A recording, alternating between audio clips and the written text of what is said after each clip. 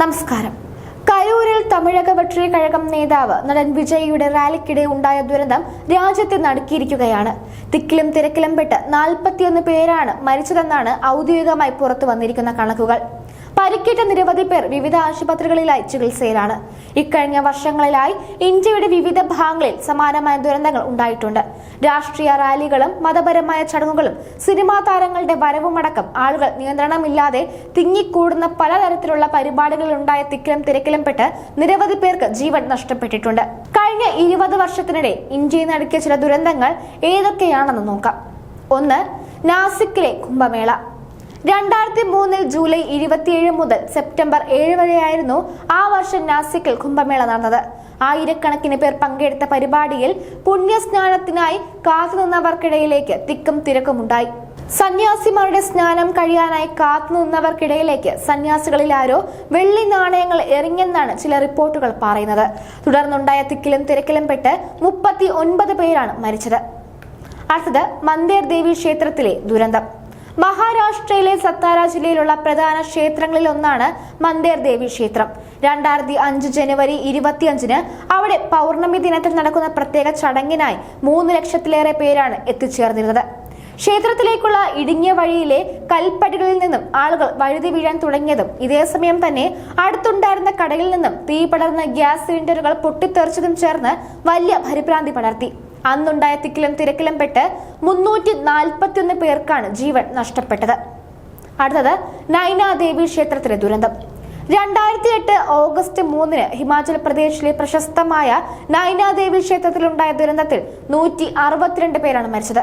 മണ്ണിടിച്ചിലുണ്ടായി എന്ന രീതിയിൽ തെറ്റായ വിവരം പടർന്നു പിടിക്കുകയും ഇത് ജനങ്ങളെ പരിഭ്രാന്തരാക്കുകയുമായിരുന്നു.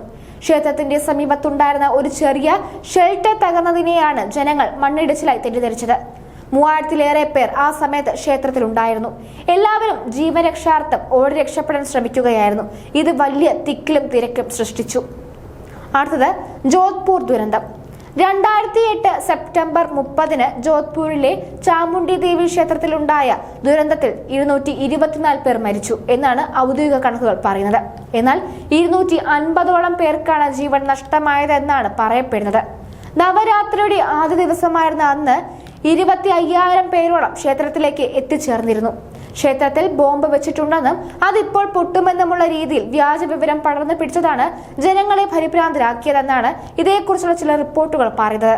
ക്ഷേത്രത്തിനടുത്തുള്ള മെഹ്റാങ്കർ എന്ന സ്ഥലത്തുണ്ടായ സ്ഫോടനം, ക്ഷേത്രത്തിന്റെ ഒരു ഭാഗം തകർന്നത് തുടങ്ങിയവയും മറ്റു ചില റിപ്പോർട്ടുകളിൽ കാരണങ്ങളായി ചൂണ്ടിക്കാണിക്കപ്പെടുന്നുണ്ട്. അടുത്തത് പ്രാപ്കർ ദുരന്തം.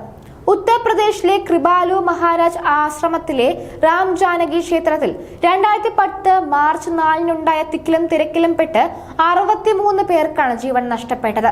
ഇതിൽ 37 കുട്ടികളും ഉണ്ടായിരുന്നു.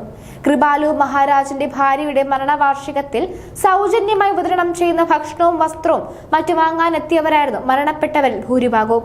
ക്ഷേത്രത്തിന്റെ പാതി പൂർത്തിയായ ഗേറ്റ് തകർന്നു വീണതാണ് ജനങ്ങളെ പരിഭ്രാന്തരാക്കിയതെന്നാണ് ഒരു റിപ്പോർട്ട്. ഒരു ഇലക്ട്രിക് വയർ പൊട്ടി വീണെന്നും അതിൽ നിന്നും ഷോക്കേറ്റ് ഒരാൾക്ക് ജീവൻ നഷ്ടപ്പെട്ടു എന്നുമുള്ള ചില അഭ്യൂഹങ്ങൾ പടർന്നു പിടിക്കുകയും ഷോക്കേൽക്കുമെന്ന് പേടിച്ച് ജനങ്ങൾ ഒന്നിച്ച് ഗേറ്റിനടുത്തേക്ക് തള്ളിക്കയറി വരികയുമായിരുന്നു എന്നുമാണ് മറ്റു ചില റിപ്പോർട്ടുകളിൽ പറയുന്നത്. അടുത്തത് ശബരിമല ദുരന്തം. 104 പേരുടെ ജീവനെടുത്ത ദുരന്തമാണ് 2011 ശബരിമലയിൽ ഉണ്ടായത്. ജനുവരി 14 മകരജ്യോതി ദർശനത്തിന് ശേഷം മടങ്ങുകയായിരുന്ന ഭക്തരാണ് തിക്കിലും തിരക്കിലും പെട്ട് മരിച്ചത്. പുല്ലുമേട് വെച്ചായിരുന്നു സംഭവം. ജീപ്പും ഓട്ടോറിക്ഷയും തമ്മിൽ കൂട്ടിയിടിച്ചുണ്ടായ അപകടം, വഴിയിൽ നിർത്തിയിട്ടിരുന്ന ഒരു വാഹനം തള്ളിമാറ്റാൻ ശ്രമിച്ചപ്പോൾ മറിഞ്ഞത് എന്നിങ്ങനെ പല കാര്യങ്ങളാണ് ഈ തിരക്കിന്റെ കാരണങ്ങളായി പറയപ്പെടുന്നത്. അടുത്തത് രത്നാഗർ ക്ഷേത്ര ദുരന്തം. 2013 ഒക്ടോബറിൽ മധ്യപ്രദേശിലെ രത്നാഗർ മാതാ ക്ഷേത്രത്തിനടുത്തുണ്ടായ ദുരന്തത്തിൽ 115 പേരാണ് മരിച്ചത്.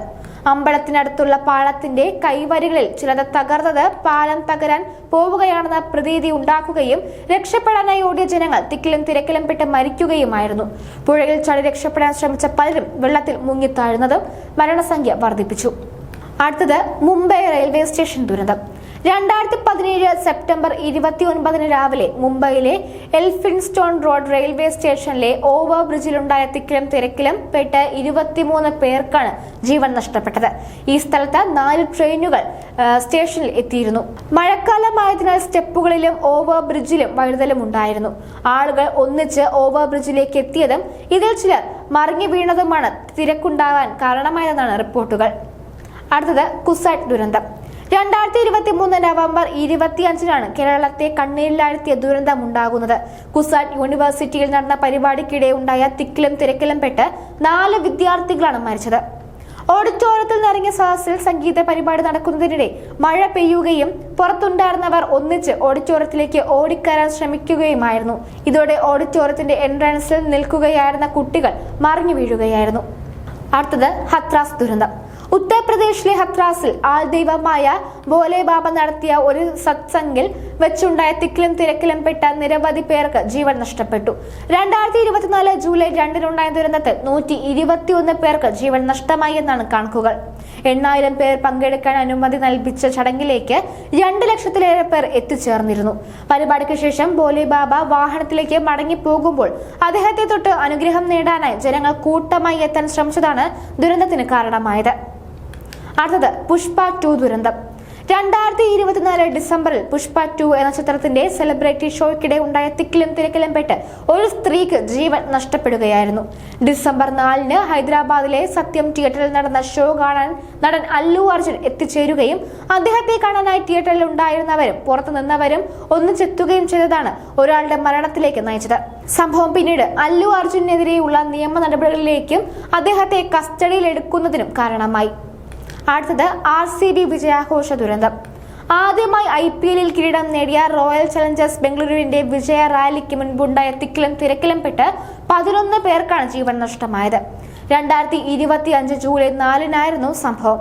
പരിപാടി നടന്ന ചിന്നസ്വാമി സ്റ്റേഡിയത്തിന് പുറത്തുണ്ടായിരുന്ന ആളുകൾക്കിടയിലാണ് തിക്കും തിരക്കും ഉണ്ടായത്. മതിയായ ക്രമീകരണങ്ങൾ നടത്താതെയാണ് RCB വിജയാഘോഷം നടത്തിയതെന്ന വിമർശനമാണ് പിന്നീട് വ്യാപകമായി ഉയർന്നത്.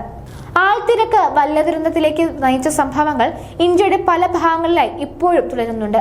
പരിപാടിയിലേക്ക് എത്തിച്ചേരാൻ സാധ്യതയുള്ള ആളുകളുടെ എണ്ണവുമായി ബന്ധപ്പെട്ട് കൃത്യമായ കണക്കുകൾ ഇല്ലാതിരിക്കുക, മതിയായ സജ്ജീകരണങ്ങൾ ഒരുക്കാതിരിക്കുക എന്നിവയാണ് പലപ്പോഴും ഈ ദുരന്തങ്ങൾക്ക് കാരണമാകുന്നത്.